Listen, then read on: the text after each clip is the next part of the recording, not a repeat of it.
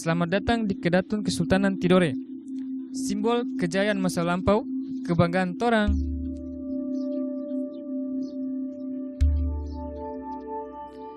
Kedaton atau Istana Kesultanan sudah berdiri sejak abad 14.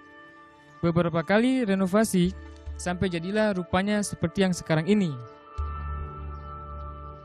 Sempat dibongkar total karena sekitar abad 19 Kedaton ini runtuh.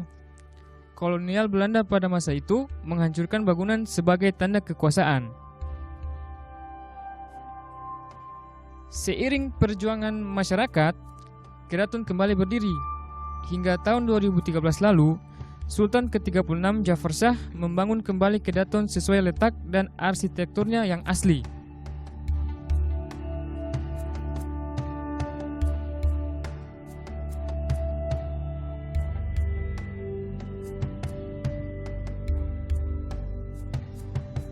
Kedaton berlokasi di pesisir Tidore. Menuju ke sini sekitar 30 menit dari Bandara Sultan Babula di Ternate. Menyeberang dengan speedboat, rute Pelabuhan Bastiong, Pelabuhan Rum, Jalan Sadiki, sampailah sudah di Kedaton, tempat saya beraktivitas sehari-hari.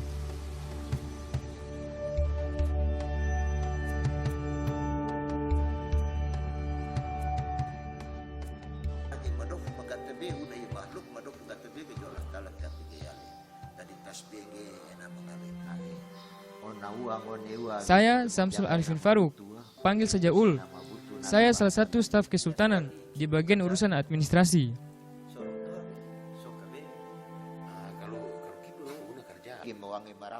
Banyak lainnya yang juga sehari-hari mengabdi di Kedaton. Di antaranya Bapak ini, Pak Amin Faruk. Beliau adalah Perdana Menteri Kesultanan Tidore. Pak Amin juga adalah bapak saya. Sejak kecil mengikuti pekerjaan dan kegiatan Bapak menginspirasi saya untuk bisa berbakti di sini.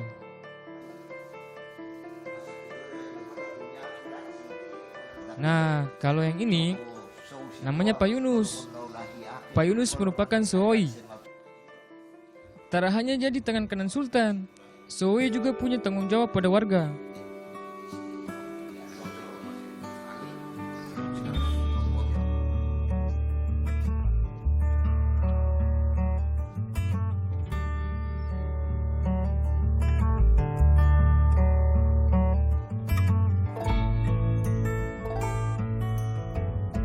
Selain Pak Yunus, ada 4 Sohoi lainnya. Mereka semua tinggal di sebuah desa yang sama, Desa Gurabunga. Dalam bahasa Indonesia, Gurabunga artinya taman bunga. Sejak dulu, di depan rumah setiap warga memang selalu banyak tumbuh bunga bermekaran. Makanya tak salah toh disebut taman. Bunga dan taman lainnya tumbuh subur karena di sini segar sekali. Udaranya jauh lebih sejuk dibandingkan daerah lainnya di Tidore. Tak usah heran, karena desa Gurabunga ini berlokasi di dataran tinggi lereng Kimatubu atau Gunung Tidore.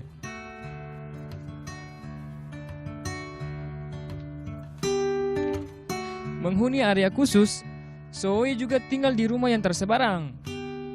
Mereka menempati Volajiku Sesurabi atau rumah adat seperti ini. Rumah masih terbuat dari bambu dan beratap daun sagu.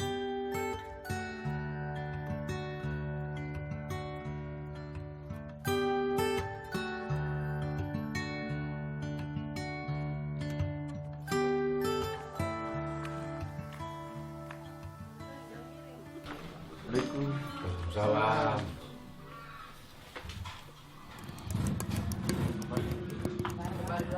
Selain dalam keadaan darurat, biasanya sih warga bertandang ke rumah Sohoi di hari Minggu dan hari Selasa. Ya, sekedar bersilaturahmi, minta nasihat, mohon doa restu, atau juga berobat. Kami, warga Tidore percaya, sumber segala kesembuhan adalah dari Yang Maha Kuasa, dan Tuhan memberinya melalui sejumlah perantara, di antaranya lewat para Sohoi ini. Sohoi menangani orang yang sakit dengan sejumlah cara, tapi utamanya dengan doa, juga menggunakan media air. Maknanya, diantaranya, warga percaya doa akan menyerap bersama air. Air juga membersihkan toh dari penyakit dan segala kotoran. Proses ini biasanya berlangsung di dekat pintu sebagai tempat keluar dan masuk. Juga masih bagian dari kepercayaan. Lewat pintu juga berbagai penyakit ini keluar dan masuk. Fokus. Di foto harus.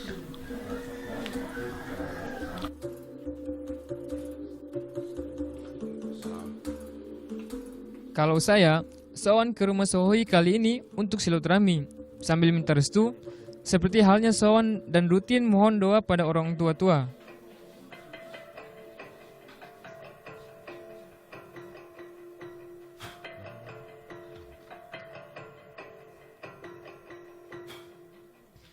Sohoi terada yang pilih, biasanya akan datang bertanda pada Sohoi terpilih dengan sendirinya. Bisa lewat mimpi atau sejumlah tanda-tanda alam. Orang yang dapat pertanda harus menyampaikannya pada Sohoi lainnya serta pada Sultan.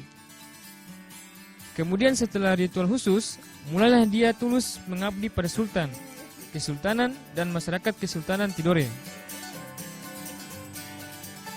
Begitulah Sohoi hadir menjadi bagian dari kami sejak dulu hingga kini.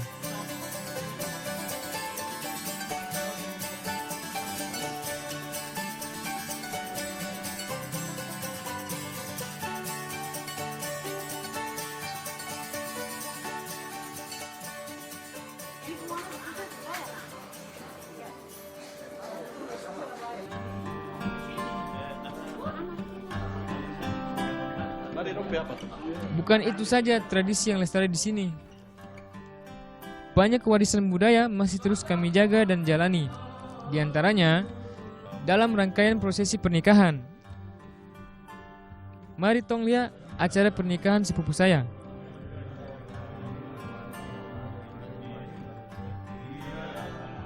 Prosesi dituntun oleh seorang imam dengan penghulu dan wali nikah tetap ada tentunya. Dulu, imamnya hanya dari Kedaton saja. Tapi sekarang, setiap kelurahan punya imam masing-masing. Tugas utama imam dalam acara pernikahan adalah untuk memimpin doa, juga memberi nasihat kepada kedua mempelai untuk memulai kehidupan berkeluarga. Yang selanjutnya ini pun adalah adat khas kami. Prosesi adu ibu jari antara pengantin lelaki dengan orang tua mempelai perempuan.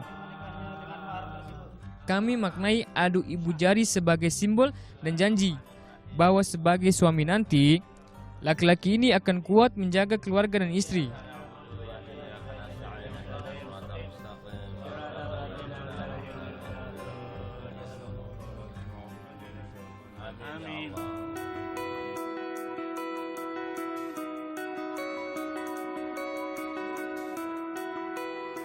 Adat lainnya menutup hajat akad. Tradisi kesultanan yang masih ada sampai sekarang, makan saro atau makan bersama. Orang dalam keraton mengantarkan rangkaian makan saro. Bapak saya alias Perdana Menteri kali ini yang melaksanakan tugas. Mulai sampaikan sambutan, sampai persilahkan mempelai, keluarga dan semua menyantap hidangan.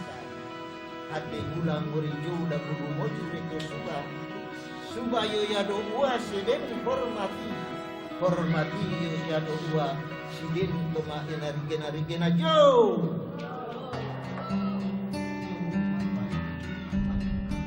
Dalam makan saro selalu akan tersaji 44 jenis makanan. Ini mewakili jumlah kampung yang ada di Tidore, yaitu 44 kampung.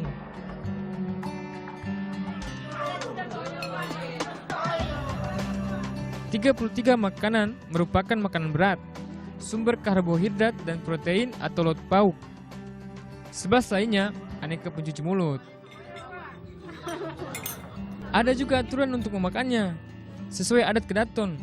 Karena dulu makan saro hanya tergelar di kalangan Kedaton saja. Tapi kini bisa dilangsungkan dalam hajat pernikahan dan untuk menyambut tamu agung. Jamuan istimewa lah DP nama, yang juga bermakna memulai sesuatu yang baru bersama.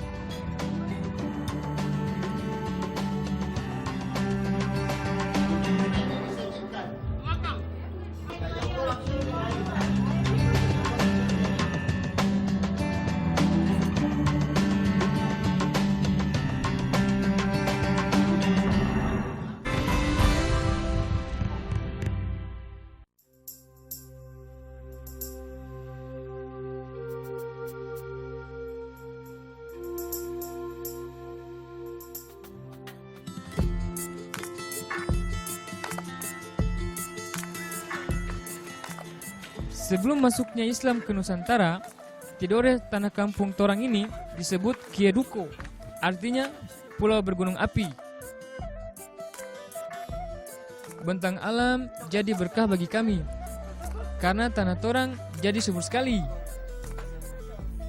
Sejak dulu kala, rempah-rempah jadi hasil bumi andalan, terutama cengkeh. Sejarah Tidore terlepas dari rempah ini. Masa kejayaan Kesultanan Tidore sampai perebutan kekuasaan serta monopoli perdagangan oleh Portugis, Spanyol, dan Belanda bermuara dari cengkeh nih. Masa penjajahan sudah lewat, tapi jejak-jejaknya masih banyak yang tertinggal. Nah, ini salah satunya, peninggalan Portugis. Benteng Torre. Sekarang sudah ada lagi perebutan cengkeh. Namun cengkeh masih jadi bagian penting kehidupan torang. Hampir semua orang Tidore punya kebun cengkeh. Hampir semua orang di sini juga main urus cengkeh.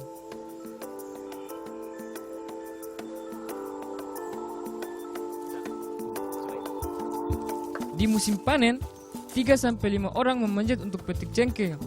Tapi itu pun terhabis-habis cengkeh di pohon.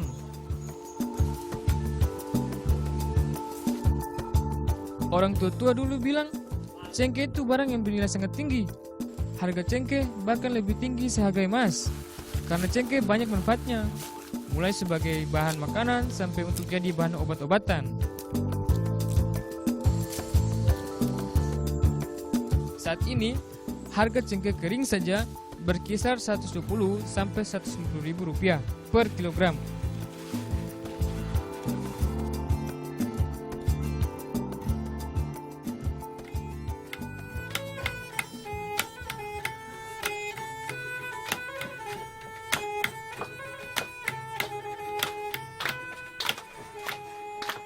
Torang juga tentu manfaatkan sendiri toh hasil bumi torang.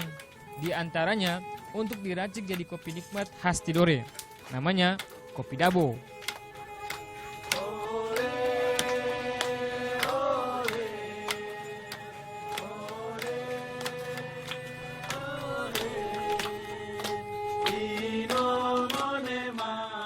Makin mantap, nikmati kopi bersama-sama sambil main musik. Bukan orang Tidore kalau tidak bisa main musik.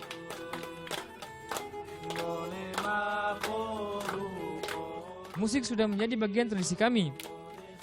Makanya banyak yang jago main musik. Ai misalnya, juru rebab dia dari Tidore. Tahun 2015, Ai dapat penghargaan sebagai pemain musik tradisional terbaik remaja dalam lomba tingkat nasional. Mantap Ketrada.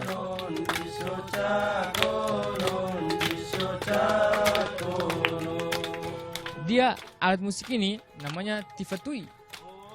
Tifa artinya tepuk, tui artinya bambu. Kami mainkan tifa tui untuk iringi rababu atau ukulele.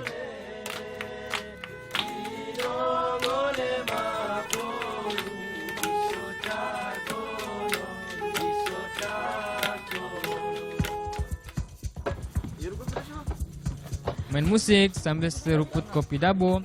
Di sini, perpaduan yang membuat orang pasti akan selalu rindu dan pulang ke Tidore.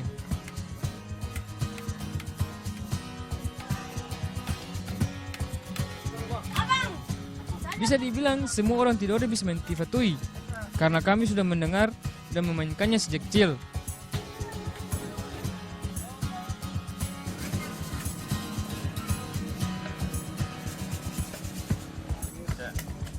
Nah, kalau membuatnya, cara sederhana kayak pas bermain. Pak Ali salah satu ahli bikin tifa tui. Bahan alat musik tradisional torang ini dari bambu hutan yang masih muda dan basah. Bahan ini jadi pilihan karena sejak lama banyak ada di sini.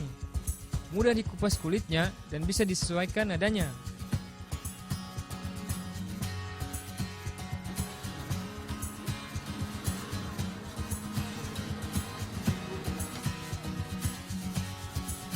Dulu, petani bisa membuat tifa sambil beristirahat saat panen rempah, kemudian memainkannya untuk melepas lelah.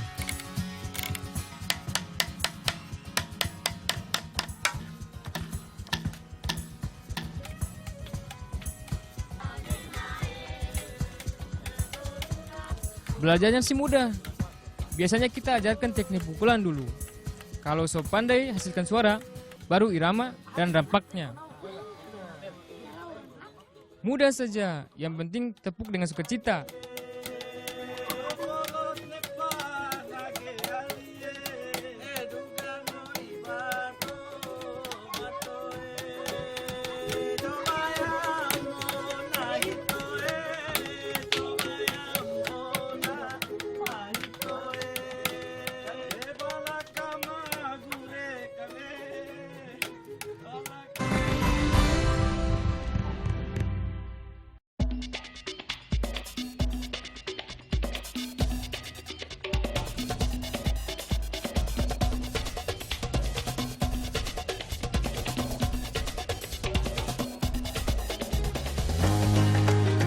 Tidore adalah salah satu pulau dari Kepulauan Maluku.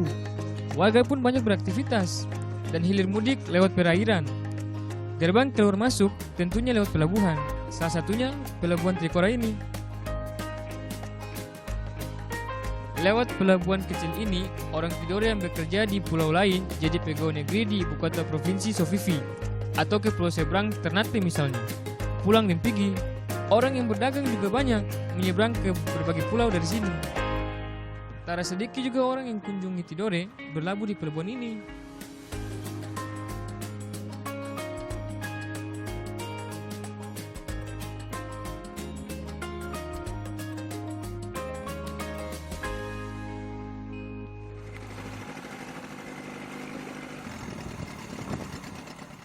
Nah, kalau saya bersama teman-teman saya kali ini ke pelabuhan buat menyeberang ke pulau untuk berlibur.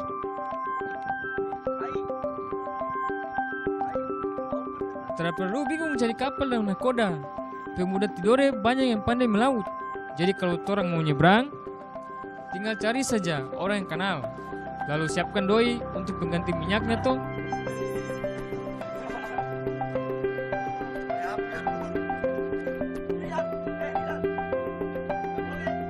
Sejak kecil hidup di pulau, tapi orang tidak pernah bosan menikmati laut. Apalagi di sini, karena indah sekali.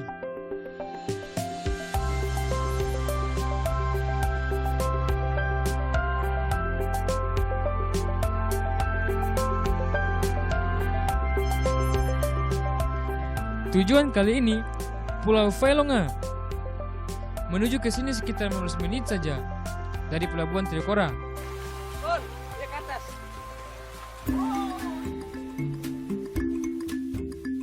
Vailonga ini salah satu kebanggaan kami, surga yang tersembunyi di sini. Nah, lihat sendiri tuh, mantap keterada. Lapang pikiran pasti kalau so berada di sini. Melihat pemandangan, tentu juga terafdol kalau sampai di sini tapi tidak bermain air.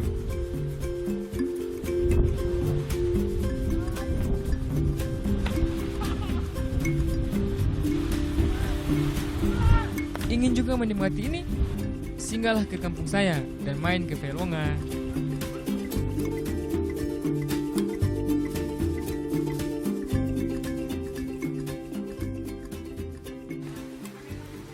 Sambil sebentar lepas lelah, buka bekal dari rumah supaya hangat dan makin terasa lezat. Lauknya torang masak di sini saja. Ikan tude dengan sambal dabu-dabu.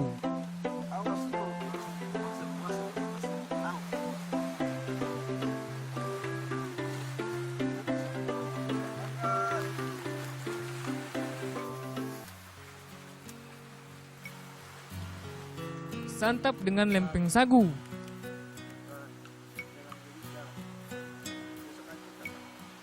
Terbayang sudah DP sadap. Makan di sini pula. Aih, sungguh mantap tiada tara. Tak heran makanya banyak negara pernah merebutkan Tidore karena tanah tumpah darah orang ini kaya. Kaya panorama, kaya hasil bumi, kaya sejarah, juga kaya budaya. Saya bagian dari kebanggaan ini, menjadi salah satu yang akan terus mengabdi, juga menjaga semua terus lestari. Indonesia!